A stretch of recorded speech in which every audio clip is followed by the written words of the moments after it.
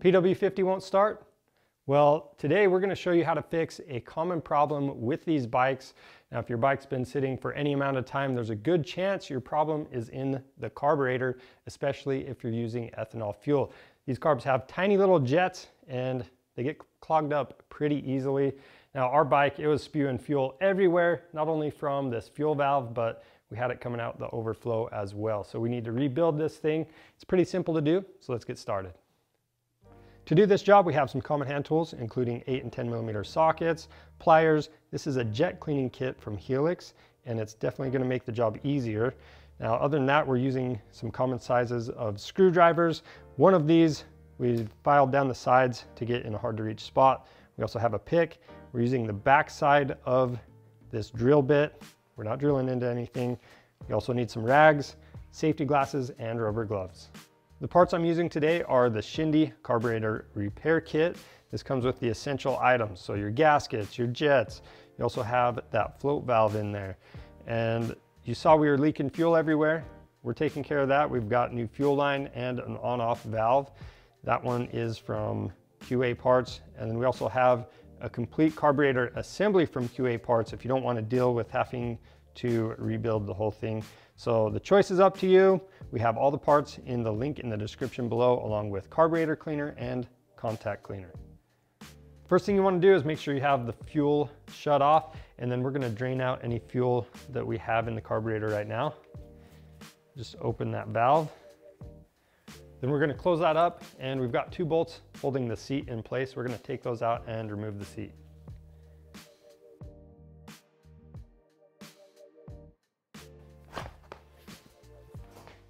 Now, before I take the carb off, I'm going to clean it up a little bit. Ours is pretty clean, but we want to make sure that no dirt gets in either the airbox or down the intake tract. So I'm just using a little bit of contact cleaner to do that. Now we can remove the carb. I'm going to pull the airbox first. So we need to remove this hose clamp. And then we have a bolt in the back, and we can pull that out from the side. After that, we have a fuel line we can pull off and an oil line. With the oil line, you need to pull the metal fitting back first before it'll pop off. Then we have a screw on top, and we can pull out our slide and choke plunger.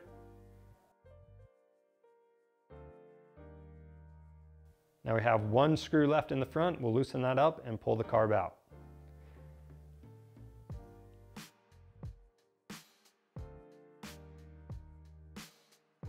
Now to clean this thing out, I like to have a dirty rag and a clean rag. So first thing I'm going to do is remove that drain hose, and then I'm going to finish spraying all the dirt off the outside of this with some contact cleaner. Now you want to take the float bowl off by removing these 4 screws on the bottom.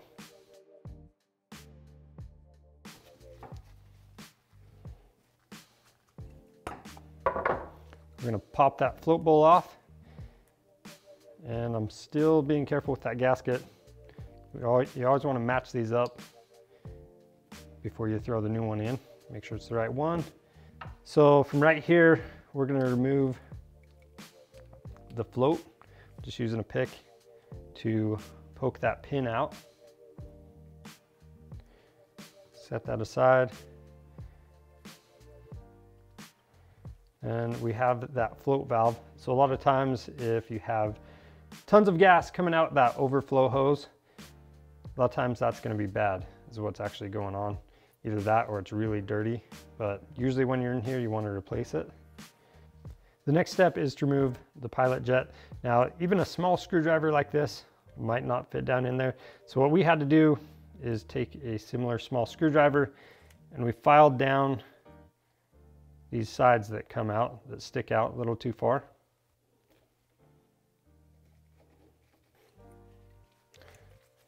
And there's your pilot jet right there. Now, just below where that main jet was is your emulsion tube. So to get that out, if you can see down in there, you'll see a little brass ring. We just need to press on that. So to reach down in there, I'm going to use the back side of a drill bit. Set the carb upside down.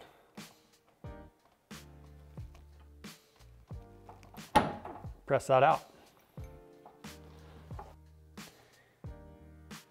So, and as you can see, the drill bit just broke it free, and then I pushed it the rest of the way out with this straw from my carb cleaner. And you just need to make sure that all of those holes are clean on this. Now the idle screw we won't remove, but this air screw we do need to remove, and we want to mark its position so we can get it exactly how it was. So I'm just going to use this flat blade screwdriver. I'm going to make a little mark in the carburetor. Now I'm going to turn the screw clockwise until it lightly seats and just count those turns. So we're just over a half. So I'm going to remember that and write it down. And I'm going to back this all the way out, and then we can start cleaning the carburetor body. There's a little spring behind there that should come out. There it is. Now when you clean this out, there's a couple things you need to know. So for each jet, you should have air coming down to it. So we should be able to spray carb cleaner in here and see it coming out both of these holes. And then if we spray through these holes, number one, you should see it coming up straight through.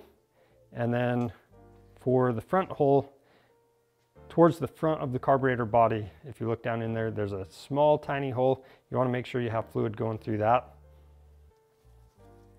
And then this brass piece is part of the enricher circuit. We're going to spray through that. It should be coming up this smaller hole on top.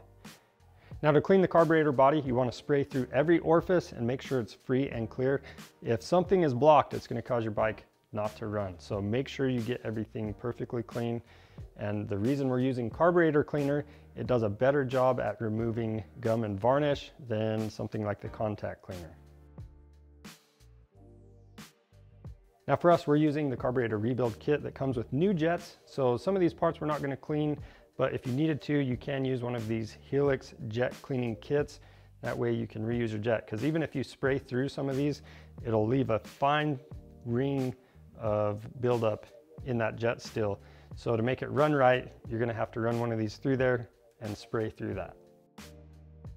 I'm going to start by installing the pilot jet.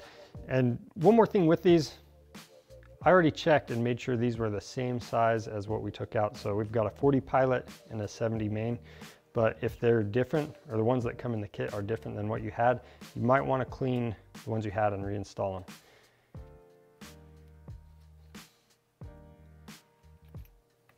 And as I set this in place, or as I screw it in place, just remember that you don't want to over tighten these. As soon as they seat, you're just going to snug it up and then you're good. So this emulsion tube, we've got the flat section that's going to face the top. And then to get it fully seated, you're just going to screw in the main jet.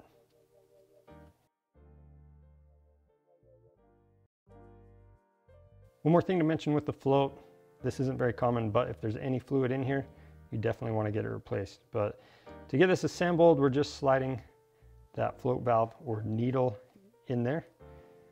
And we're going to set it into the seat. And we've got our pin. Slide that in place.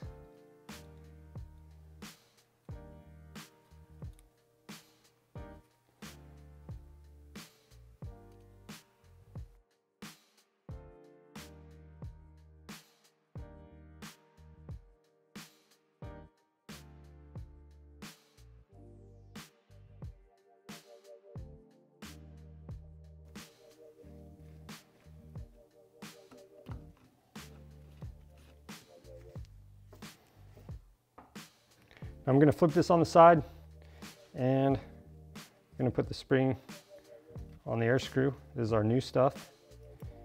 And again, we're just over half a turn out. And I've got my drain tube on the bottom. We can bring this back over to the bike. Now for the slide and choke plunger, you just want to make sure those are clean. If you did have any damage to that jet needle, you can replace it. Our kit did come with one, but ours is looking fine. So really we could just go back together. But if you do need to replace it, all you have to do is remove this from the throttle cable. Typically, you're gonna be able to press this in. It's gonna pop that cable out just like that. Push the cable to the side. Your slide's gonna come out. And then you have this spring. You're just gonna use some small needle nose pliers. You could probably even use tweezers to pull that out.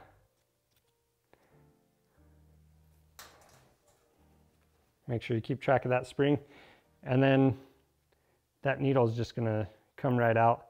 And when you put the new one in, just make sure you have the clip position in the same spot on your new needle. It's gonna take a little more skill getting this all back together. So you wanna compress the spring all the way through, or all the way on. Cable's hanging through. Slide that through the bottom again, and then you can just let that spring go. Hopefully you don't catch your glove.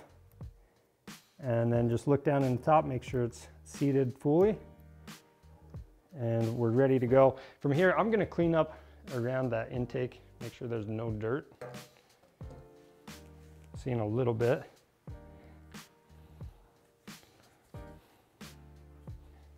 I'm gonna route that overflow line at the same time, down in between the swing arm.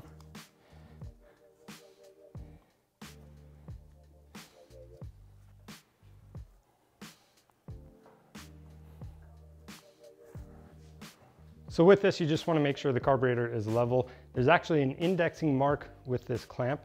So the intake tube has that little dot that goes in the groove of that clamp.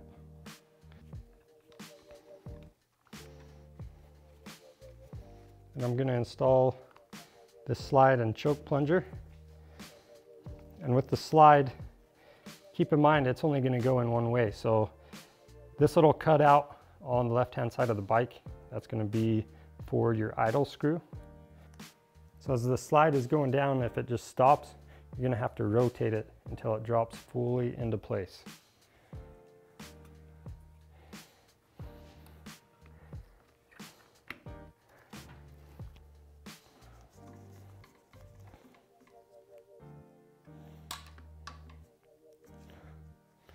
And then most people are just going to be able to reconnect the fuel line, but for us, again, this was bad, so I'm replacing that section of fuel line at the same time.